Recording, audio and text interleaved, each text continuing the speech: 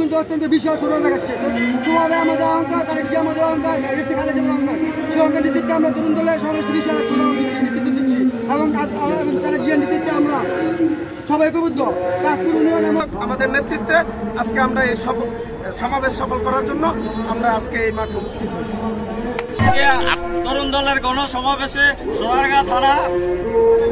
নারায়ণগঞ্জ জেলায় আয়োজিত সোনারগাঁ থানা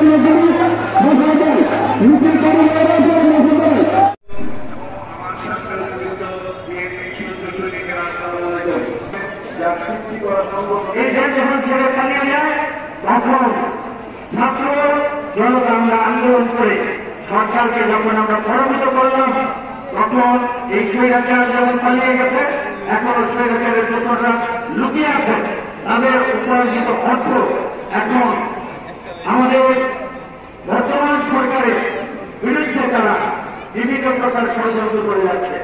যাতে এই সরকারকে ব্যর্থ করতে পারে। আমাদের নেতা তারেক রহমান বলেছে কোন অবস্থায় এই সরকারকে যাতে ব্যর্থ করতে না পারে সেজন্য আমাদেরকে লক্ষ্য রাখতে হবে, সজাগ দৃষ্টি রাখতে হবে, ষড়যন্ত্রকারীদেরকে মোকাবেলা করতে হবে, প্রতিহত করতে হবে। এইগুলো আমাদের কাজ, এইগুলো আমাদেরকে করতে হবে। আমাদের এলাকার মধ্যে বিভিন্ন জায়গায় বিভিন্ন শিল্প কারখানায় অগ্নিসংযোগ করেছে শ্রমিকদের